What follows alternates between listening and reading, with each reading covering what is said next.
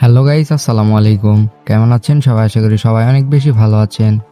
তো আজকের ভিডিওটা অনেক বেশি ইন্টারেস্টিং, কারণ আজকে আমরা কথা বলবো R15 ভার্সন 5 কবে লঞ্চ করা হবে এবং কি কি নতুন নতুন ফিচার থাকছে এবং কোথায় কোথায় ইমপ্রুভ হচ্ছে, তা সব কিছু নিয়েই আজকে আলোচনা করব এই ভিডিওতে।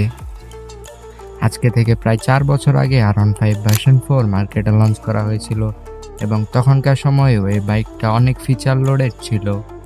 ইয়ামাহা কোম্পানি যখন R15 সিরিজের নতুন ভার্সন লঞ্চ করে তখনই অনেক ইমপ্রুভ নিয়ে লঞ্চ করে এই বাইকগুলো। R15 শুধু ভারত এবং বাংলাদেশ মার্কেটেই বিখ্যাত নয়, পুরো ওয়ার্ল্ড ওয়াইড বিখ্যাত হচ্ছে R15 সিরিজ।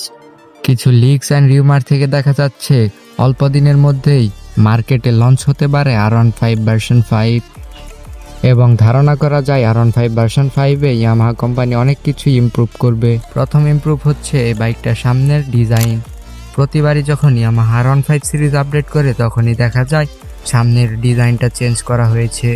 যেমন R15 ভার্সন 2, ভার্সন 3 এবং ভার্সন 4 এর সামনের ডিজাইনটা টোটালি চেঞ্জ। তেমনই আশা করা যায় এই বাইকটারও সামনের ডিজাইন অনেকটা চেঞ্জ করা হবে। আমরা সকলেই তো জানি ইয়ামাহা R15 ভার্সন 4 এর যে প্রজেকশন এলইডি হেডলাইটটা ব্যবহার করা হয়েছিল তাতে আলো অনেকটাই কম, রাতে বাইক রাইড করতে অনেক প্রবলেমে পড়তে হতো।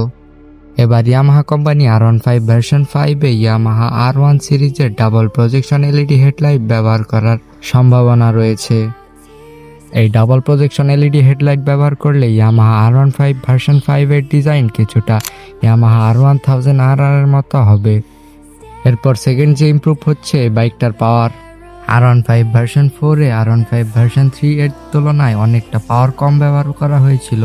এর কারণে অনেক বাইকাররা R15 ভার্সন 3 থেকে R15 ভার্সন 4-এ শিফট হয়নি। এর কারণে ধারণা করা যায় R15 ভার্সন 5-এ অনেক পাওয়ারফুল ইঞ্জিন ব্যবহার করা হবে। কেউ কেউ তো মনে করছে R15 ভার্সন 5-এ 200 সিসির ইঞ্জিন ব্যবহার করা হবে, কিন্তু না, R15 ভার্সন 5-এ 200 সিসির ইঞ্জিন ব্যবহার করা হবে না। এর কারণ হচ্ছে ইয়ামাহা R15 এর নামের সাথেই 15 লাগানো আছে, এর মানে হচ্ছে 150 সিসির ইঞ্জিন, যা ইয়ামাহা 155 সিসি পর্যন্ত নিয়ে গেছে। এর কারণে 200 সিসির ইঞ্জিন ব্যবহার করা হবে না। আরেকটা বিষয় হলো CBR এবং GSX-R এর মতো বাইকে DOHC ইঞ্জিন ব্যবহার করা হয়েছে, কিন্তু এই R15 ভার্সন 4-এ SOHC ইঞ্জিন ব্যবহার করা হয়েছে। এর কারণে এবার সম্ভাবনা আছে DOHC ইঞ্জিন ব্যবহার করার। DOHC ইঞ্জিন ব্যবহার করলে ইয়ামাহা কোম্পানি VVA টেকনোলজি উঠিয়ে নেবে। এই কারণে DOHC ইঞ্জিন ব্যবহার করার 50-50 চান্স রয়েছে। আরও একটা পরিবর্তন আসবে এই বাইকটার সাসপেনশনে। ভার্সন 4-এ সাসপেনশন হিসেবে ব্যবহার করা হতো নন অ্যাডজাস্টেবল আপসাইড ডাউন সাসপেনশন। এবার গুঞ্জন উঠেছে এই বাইকটায় WP এর অ্যাডজাস্টেবল আপসাইড ডাউন সাসপেনশন ব্যবহার করা হতে পারে। আরও একটা বড় ধরনের পরিবর্তন হবে এই বাইকটার ইনস্ট্রুমেন্ট ক্লাস্টারে। এবার পুরোপুরিভাবে এই বাইকটার ইনস্ট্রুমেন্ট ক্লাস্টার নতুন দিয়ে দিবে ইয়ামাহা কোম্পানি। নিঃসন্দেহে 155 সিসি সেগমেন্টে ইয়ামাহা R15 ভার্সন 4 সবচেয়ে ফিচার লোডেড বাইক। একটা 155 সিসির বাইকে slipper clutch assist, traction control, variable valve actuation এবং কুইক শিফটারের মতো হাইটেক ফিচার ব্যবহার করা হয়েছে এই বাইকটাতে। এত সব ফিচার থাকা সত্ত্বেও যেহেতু ইয়ামাহা কোম্পানি প্রত্যেকবারই R15-এ নতুন কিছু ফিচার অ্যাড করে, সেহেতু এবারেও নতুন কিছু ফিচার অ্যাড করবে। এবারে R15 ভার্সন 5-এ ফিচার হিসেবে অ্যাড করতে পারে কর্নারিং ABS, কিছু রাইড মোডস এবং ABS মোডস। আর সবার শেষে এই বাইকটায় পরিবর্তন হতে পারে এই বাইকটার পেছনের ডিজাইনে, কারণ R15 ভার্সন 3 R15 ভার্সন 4 এর পেছনের ডিজাইন একই। এখন আসি মেন কথায়, এই বাইকটা কবে লঞ্চ করা হবে।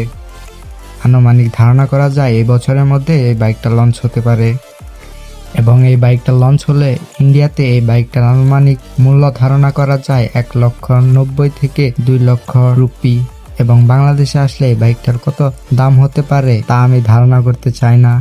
কিসের জন্য ধারণা করতে চাই না তা তো আপনারা বুঝতেই পেরেছেন। তো এই ছিল আজকের ভিডিওটি ভালো লাগলে ফটাফট like, comment, share and subscribe করবেন। দেখা হবে পরবর্তী কোনো ভিডিওতে। ততক্ষণ পর্যন্ত ভালো থাকবেন, সুস্থ থাকবেন। আল্লাহ হাফেজ।